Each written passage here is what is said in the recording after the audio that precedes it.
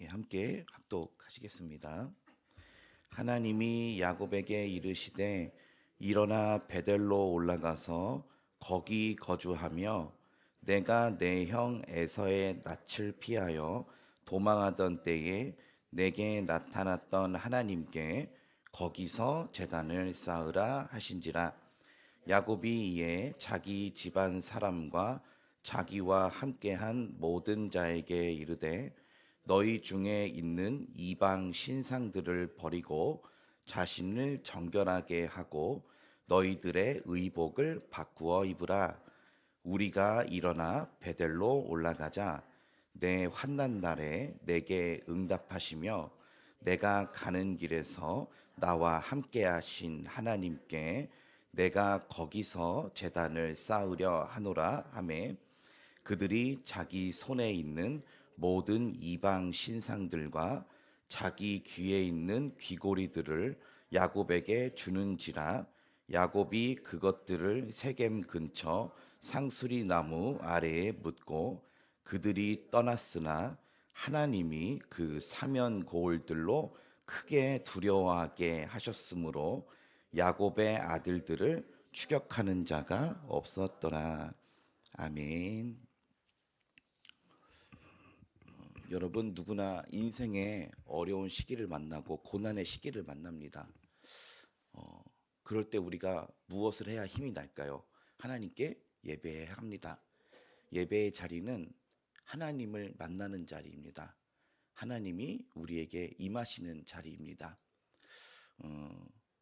형 에서의 낯을 피하여 바다나람으로 향하던 야곱, 거기서 베델이라고 하는 곳에서 하나님의 집이죠. 거기서 하나님께 돌덩이 하나를 세워두고 바다나람으로 갔습니다. 바다나람에서 삼촌과 함께 20년을 살다가 처자들을 데리고 야복강을 건넌 후 바로 베델로 올라가지 못하고 세겜 땅에서 인생을 돌아가는 시기가 있었습니다. 참으로 인생의 어려운 시기였죠. 딸이 강간을 당하고 또 거기서 살인을 저지르고 그런 가족 간의 싸움이 있었던 시기가 창세기 34장입니다. 이어서 하나님께서는 다시 한번 창세기 35장에 다시 한번 베델로 올라가라라는 이 소명을 주십니다. 1절 다시 한번 읽어보시겠습니다. 하나님이 야곱에게 이르시되 일어나 베델로 올라가서 거기 거주하며 내가 내 형 에서의 낯을 피하여 도망하던 때에 내게 나타났던 하나님께 거기서 제단을 쌓으라 하신지라. 아멘. 하나님이 그 베델의 사건을 뭐라고 하시냐면 이렇게 설명하십니다. 1절에 보시면 네가 도망하던 때라고 말씀하십니다. 도망하던 때. 자, 인생의 야곱의 인생에서 이때는 굉장히 어려운 시기 중에 하나로 꼽을 것입니다. 가장 어려운 시기.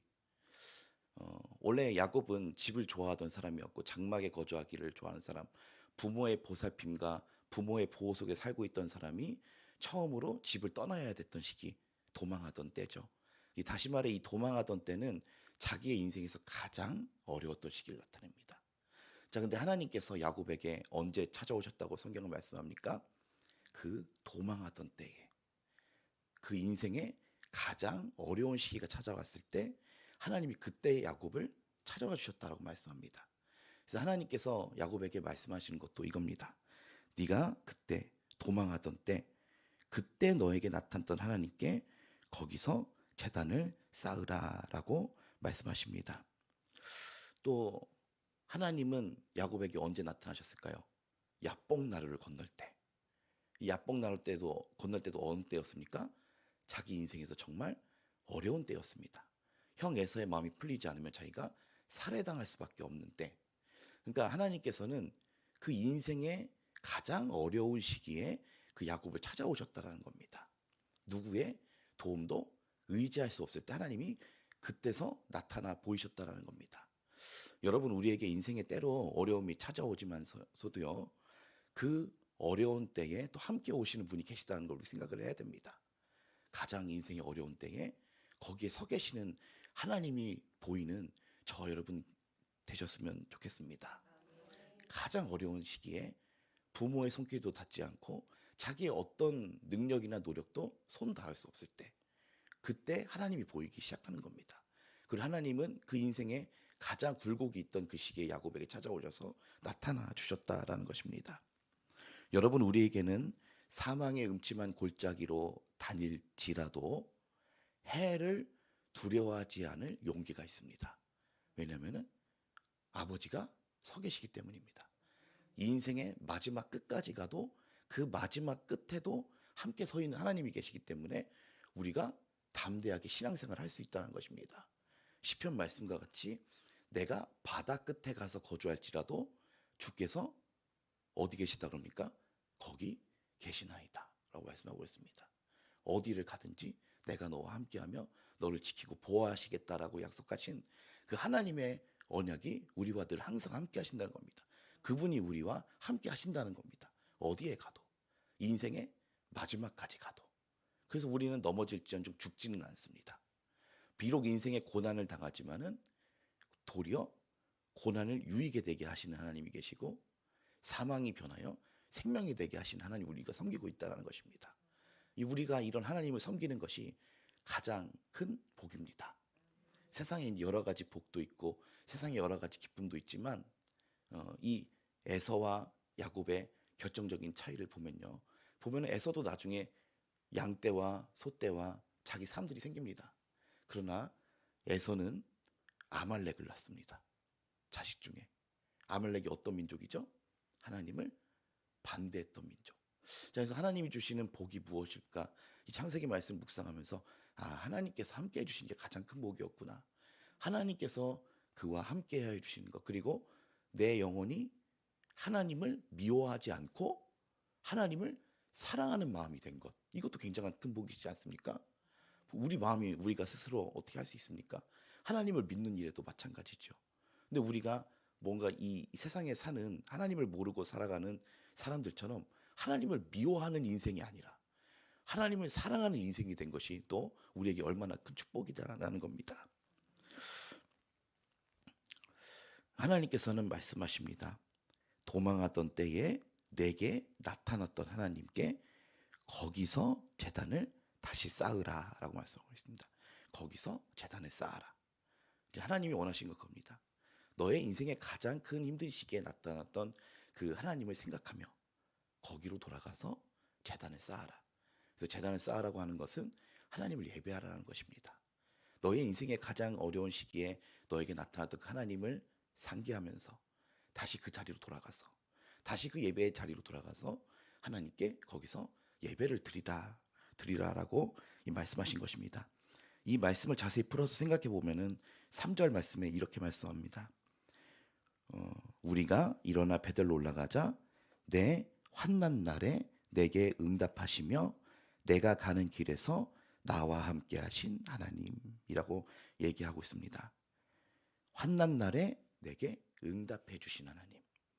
환난 날에 어려운 시기에 나에게 대답해 주신 하나님, 답변해 주신 하나님. 우리가 혼자가 아니지 않습니까? 말씀해 주신 하나님, 그리고 내가 가는 길, 이 고난길에서 나와 함께 하신 하나님, 거기서 제단을 쌓아라. 하나님께서는 그렇게 말씀하셨다는 겁니다. 자, 그래서 이에 야곱은 그 베델로 올라가기 전에 준비하던 것이 있었습니다. 예배 드리기 전에 준비했던 것이 있습니다. 2절 말씀 함께 읽어보시겠습니다. 야곱이 이에 자기 집과 사람과 자기와 함께한 모든 자에게 이르되 너희 중에 있는 이방 신상들을 버리고 자신을 정결하게 하고 너희들의 의복을 바꾸어 입으라. 아멘. 예배 하나님께 드리는 게 중요합니다. 그런데 우리가 예배 드리는 그 시간만 중요한 게 아니고요. 예배 드리기 전에 준비되는 것도 중요합니다. 그렇죠. 이 야곱은 하나님께서 야곱에게 이렇게 하라고 하진 않았으나 야곱이 스스로 준비한 겁니다. 2절 말씀은. 자, 이 뭡니까? 하나님을 뵙기 전에 만약에 하나님이 눈에 안 보이시니까 저희가 이게 살아갈 때가 많지만요. 하나님이 진짜 이 앞에 서 계시다면 우리가 하나님께 어떻게 예배를 드리겠습니까? 눈에 보인다면. 야곱이 이런 마음으로 이렇게 예배를 준비했다는 겁니다. 대상이 누구냐면 예배를 드리는 대상 야곱 자기 자신이죠. 그리고 야곱이 자기 집, 자기 가족을 얘기하고 그 사람들 그리고 자기가 함께한 모든 자가 대상이었고요. 자, 그리고 그 예배 드리기 전에 뭘 준비했냐? 그 방법은 첫째로 이방 신상들을 버린다라고 말씀하고 있습니다. 이방 신상들을 버렸다 그럽니다. 앞서 창세기 34장에 세겜 성읍을 지나오면서 그들이 갖고 있던 여러 가지 것들을 약탈했고 또 그리고 그 가나안 땅을 지나면서 여러 가지 또 이상한 이 우상들이 이방 신상이라고 하지 않습니까? 이방 신의 상. 예를 들어 불상같이 우리가 생각을 해볼 수 있겠죠. 그러니까 하나님이 아닌 것들을 하고 있는 것들, 이방 신의 상, 그런 석상 같은 것들, 목조 이렇게 이런 토템 같은 것들, 이런 것들을 버렸다 그럽니다. 여러분 왜 사람들이 이방 신상을 갖고 있을까요? 이방 신상, 하나님 믿는다고 하면서도 그것이 자기에게 복을 줄 거라 생각을 하고, 그렇죠? 자기 집에 돈 들어올 거라고 생각을 하고, 또 그리고 어떻게 보면 이게 내게 복이 될 거라 생각하고, 하나님 이거 뭐라 그러십니까? 이거 아무것도 아니다 그러죠. 하나님께서는 사람이 참 미련한 게 이사야서도 보면은 사람들이 산에서 나무를 해다가 와가지고 그 나무로 불을 쬐고 땔감을 만들면서 그 똑같은 나무로 목상을 깎아다가 거기다 자기가 절하고 있다. 얼마나 미련하냐 그러셨죠 하나님께서 이사야서 말씀에. 그런 것처럼 그 이방 신상들을 버렸다라고 하는 것은 또 다른 의미로는 자기가 의지할 수 있다라고 생각하는 것들을 버렸다는 걸 얘기합니다. 이게 다시 얘기하면 하나님의 도움이 아닌 것들은 버리겠다. 내가 착각하고 있었던 것들, 하나님만이 나의 도움이시고 나의 복이신데 그게 아니라 내가 세상에서 가져온 어떤 이방의 신상 같은 것들, 그것들을 버렸다. 이방 신상은 이 히브리어로 네카르 엘로힘이라고 쓰여 있습니다. 네카르 엘로힘. 이 엘로힘이 누구를 뜻하는지 아시지 않습니까? 하나님을 보통 설명할 때 엘로힘이라는 단어가 등장하죠. 근데 여기에 이방 신상은 네카르 엘로힘이라고 써 있는데 이거는 이교도적 하나님, 이질적인 하나님을 이제 버리겠다라는 결단을 한 겁니다.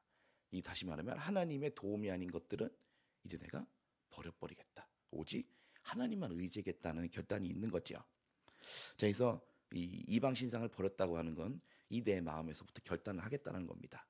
이제 하나님의 도움이 아닌 것들은 다 내려놓고 하나님만 의지하겠다는 겁니다. 다른 복이나 도움은 내려놓고 하나님 의지하겠다는 겁니다.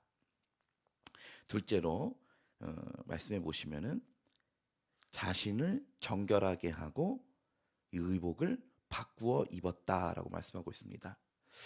뭐죠? 이 몸을 깨끗하게 씻고 그리고 더럽혀진 옷을 새로 갈아입었다는 겁니다. 깨끗한 옷을 입었다는 것이죠. 이것은 같은 의미인데요. 몸을 깨끗하게 성결하게 이제 물로 씻고 그리고 옷을 깨끗한 것으로 갈아입었다라고 하는 것은 로마서 12장 1절을 빌려서 이렇게 말씀하고 싶습니다. 너희 몸을 하나님이 기뻐하시는 거룩한 산제물로 드리라. 이는 너희가 드릴 영적 예배니라라고 말씀하고 있습니다. 그러니까 다시 말해서 야곱이 하나님께 제단을 쌓기 전에 예배드리기 전에 준비한 행동은 이방 신상들을 버리고 그리고 자기 몸을 정결하게 씻고 옷을 깨끗한 것으로 갈아입었다는 것은 내 몸을 하나님께 제물로 드리겠다라는 것을 의미를 갖고 있는 것입니다. 자, 그래서 예배에는 어떤 의미가 있습니까? 여기에 나온 우리는 우리 몸을 하나님께 드리는 겁니다. 너희 몸을 하나님이 기뻐하시는 거룩한 산제물로 드리라. 이는 너희가 드릴 영적 예배니라 라고 또한 말씀하고 있다는 것입니다. 자, 그래서 이 야곱이 하나님 앞에 제단을 쌓기 전에 결단한 행동은 이렇게 두 가지로 요약을 할 수 있습니다. 첫째는 이방 신상을 버린 것, 하나님의 도움이 아닌 것들은 다 버리고 하나님만 의지하겠다. 둘째로 나를 깨끗하게 해서 나를 하나님께 드리겠다. 예수님이 십자가 위에서 누구를 드리셨습니까? 자기를 드리셨지 않습니까? 이 모든 예배, 이 제단에 예수님이 자기를 희생해서 드린 것처럼 이 야곱도 어떻게 보면은 자기를 깨끗하게 하고 자기를 하나님께 앞에 나아가서 자기를 하나님께 보여드린 겁니다. 이렇게 야곱은 예배를 준비했습니다.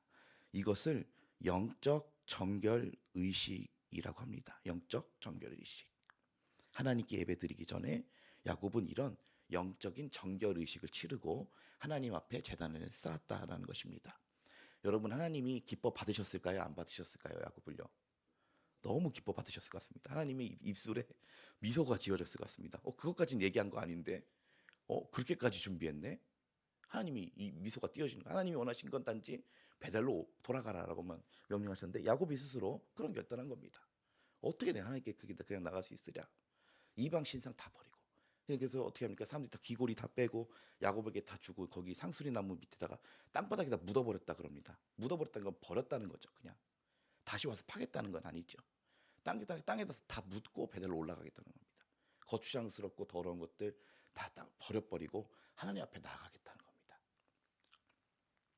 그래서 하나님 기뻐 받으셨습니다. 우리가 이 부분을 보면서 한 가지 더 묵상해 보려고 합니다. 여러분, 우리는 온전한 깨끗함에 이를 수 없는 연약한 자들입니다. 우리가 예수 그리스도를 믿음으로 말미암아 하나님께서 우리를 의롭다라고 칭하셨지만 우리가 하나님께 또 범죄합니까? 안 합니까? 또 범죄하죠. 그리고 또 우리는 잠재적 죄인입니다. 오늘 또 하나님을 잘 섬겼더라도 또 내일 넘어지고 또 내일 실패할 수가 있습니다.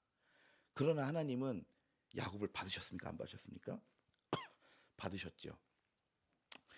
이 부분을 묵상을 해봤을 때 하나님은요, 오늘 결단해서 이방 신상을 버리고 오늘 결단해서 몸을 씻고 옷을 갈아입어도 하나님께서는 받으신다는 것입니다. 오늘 결단해서 드려도 하나님 그걸 기뻐하신다는 겁니다. 여러분, 이렇게 해서 하나님께 나아가면요, 하나님께서는 죄를 정결하게 하시는 숯불 제단도 있으시고요, 그리고 7번을 70번까지라도 용서하시는 사랑이 준비되어 있습니다. 하나님께서는 우리의 죄를 정하게 하실 수도 있고 용납하실 수도 있고 그 용서와 사랑이 이미 하나님께 준비되어 있습니다. 우리가 준비할 건 뭘까요? 우리가 이렇게 죄인들의 몸을 갖고 태어났지만 하나님께 나아갈 때 이방 신상을 버리고 나를 깨끗하게 해서 나를 하나님께 드리겠다는 그 결단. 또 물론 잠재적으로 죄인이긴 하지만 그래도 하나님이 그 결단을 보고 그 사랑을 받으셨다는 겁니다. 하나님이 우리 이렇게 작은 결단을 해도 하나님께서 그걸 그렇게 기뻐하시면서 받으셨다는 것입니다. 여러분, 우리는 매일의 결단을 준비하면 됩니다. 이방 신상을 버리겠다. 어떤 도움도 버리겠다는 결단. 그리고 몸을 씻고 옷을 갈아입겠다. 내 몸을 하나님 나아가서 하나님께 보여드리겠다. 나를 하나님께 드리겠다는 이 결단. 하나님 숯불과 사랑은 하나님께 준비되어 있으니 우리는 우리가 가진 것을 버리고 하나님께 나아가면 된다는 것입니다. 야곱의 이 결론이 어떻게 됐을까요? 야곱의 결론. 거기서 이제 이렇게 결단을 하고 아직 그 베델에 가기 전에 하나님께서 이런 은혜를 주십니다. 4절 5절 한번 읽어보시겠습니다.